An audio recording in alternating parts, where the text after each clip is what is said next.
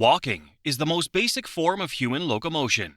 You learned to do it as a toddler, and you've been doing it ever since without thinking much about it. It's not intense like running. It's not dramatic like weightlifting. It doesn't require equipment, a gym membership, or special skills. Because of this simplicity, walking is often dismissed as not real exercise. People assume that if it's easy and accessible, it can't be effective. This assumption is completely wrong. Walking, done regularly, triggers a cascade of physiological adaptations throughout your body. Your cardiovascular system becomes more efficient, your muscles strengthen, your bones maintain density, your brain produces new neurons, your mental health improves, your risk of numerous diseases drops significantly. The effects are measurable, substantial, and backed by extensive research. Walking is not just movement. It's one of the most effective interventions available for improving and maintaining human health. So let's explore what actually happens in your body when you walk every day. Your brain benefits from walking in several measurable ways. The most significant is the effect on the hippocampus, a brain structure critical for memory formation and spatial navigation. The hippocampus naturally shrinks with age, typically by about 1 to 2% per year in older adults.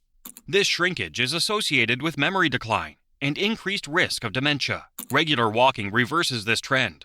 Studies show that people who walk regularly have larger hippocampal volumes compared to sedentary individuals. In some studies, walking actually increased hippocampal size by about 2% over the course of a year, effectively turning back the clock on brain aging. The mechanism involves increased blood flow to the brain, delivery of oxygen and nutrients, and release of growth factors like BDNF, or brain-derived neurotrophic factor. BDNF promotes neurogenesis, the creation of new neurons, and strengthens existing neural connections. Walking also improves executive function, the set of mental skills that help you plan, focus, remember instructions, and juggle multiple tasks. This isn't just preserving what you have. This is actively improving cognitive performance. For reducing dementia and Alzheimer's risk, walking is one of the most effective interventions we have. It substantially reduces risk in a way that very few other interventions can match. Regular walking helps maintain healthy intraocular pressure, the fluid pressure inside your eye. Elevated intraocular pressure is the primary risk factor for glaucoma, a disease that damages the optic nerve and can lead to blindness. Walking helps regulate this pressure, reducing glaucoma risk. The mechanism likely involves improved blood flow and reduced systemic inflammation, both of which benefit eye health. Exercise also strengthens the visual cortex, the part of your brain that processes visual information. Your heart and blood vessels respond dramatically to regular walking. This is one of the most well-established benefits and one of the most important for longevity. Walking is aerobic exercise. It increases your heart rate and forces your cardiovascular system to work above its resting baseline. This stress, applied regularly, triggers adaptation. Your heart becomes a more efficient pump. It develops greater stroke volume, meaning it pumps more blood with each beat. Your resting heart rate typically decreases because your heart doesn't need to beat as often to circulate the same amount of blood.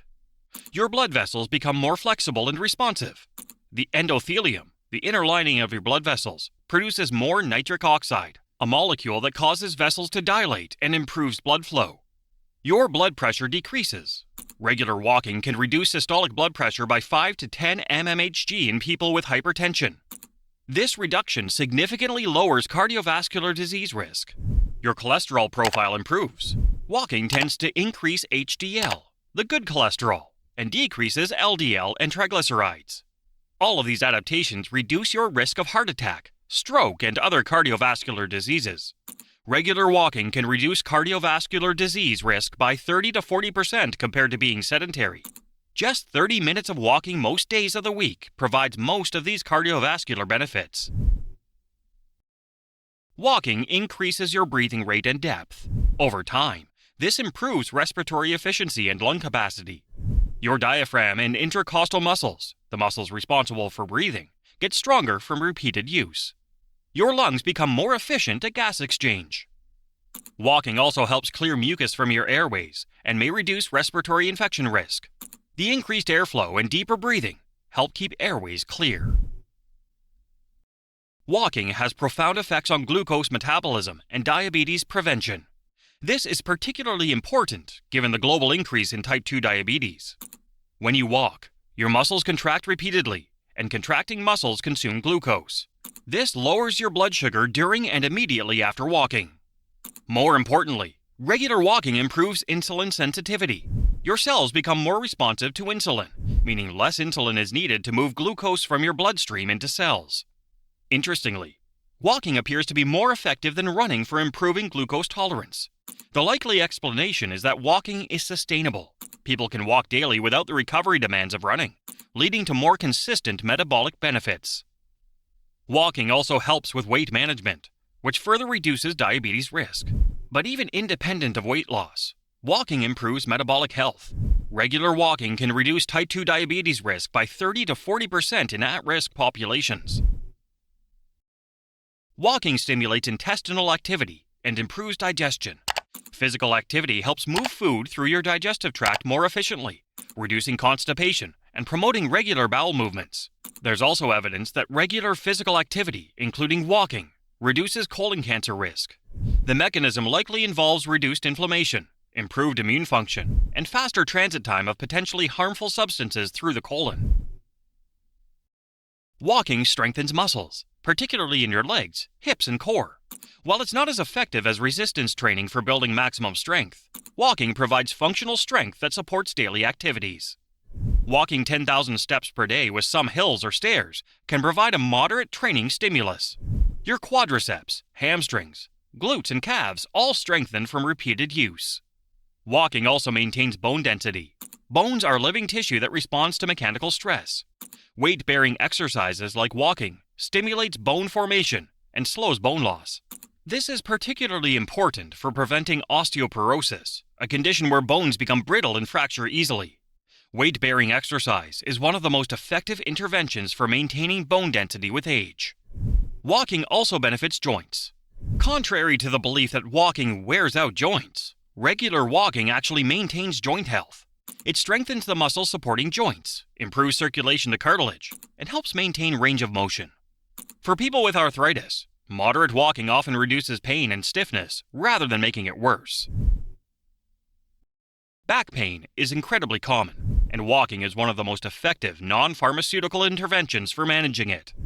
Walking improves blood circulation to spinal structures, delivering oxygen and nutrients to discs and surrounding tissues. Spinal discs don't have direct blood supply, so they rely on diffusion from surrounding cells. Walking facilitates this process. Walking also strengthens core muscles that support the spine. Stronger core muscles better stabilize the spine and reduce strain on spinal structures. Walking promotes better posture by strengthening postural muscles and increasing body awareness. Many people find that regular walking naturally improves their standing and sitting posture. For chronic lower back pain, walking is often as effective as more intensive interventions and has fewer side effects. The mental health benefits of walking are substantial and well documented. Walking reduces symptoms of depression, anxiety, and stress through multiple mechanisms. Physical activity increases production of endorphins and other neurotransmitters that improve mood. Walking also reduces levels of stress hormones like cortisol. Walking provides psychological benefits beyond brain chemistry. Time outdoors in natural environments, if available, enhances these effects. Even walking in urban environments provides mental health benefits. Walking can serve as moving meditation, providing a break from rumination and mental stress. The rhythmic, repetitive nature of walking can be calming. For mild to moderate depression, regular walking can be as effective as medication or psychotherapy. For more severe depression, it's a valuable complement to other treatments. Even 20 to 30 minutes of walking several times per week can noticeably improve mental health. The optimal amount of walking depends on your current fitness level and goals, but general guidelines are well established. For basic health maintenance, aim for 150 minutes of moderate intensity walking per week. This could be 30 minutes 5 days per week, or any combination that totals 150 minutes. The often cited goal of 10,000 steps per day is somewhat arbitrary, but represents a reasonable target for general health. It's roughly equivalent to 5 miles or 30 to 40 minutes of walking. Intensity matters, but not as much as consistency.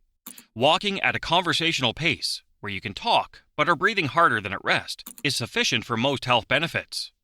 You don't need to do all your walking at once. Accumulated walking throughout the day provides similar benefits to a single session.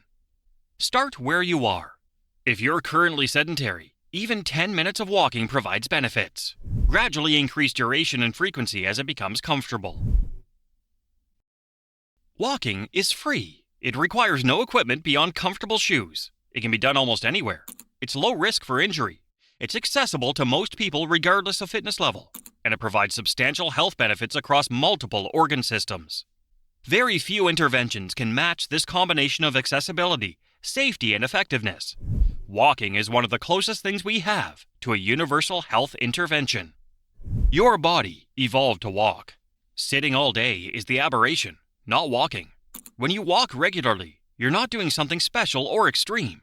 You're allowing your body to function as it's designed to function. The effects compound over time.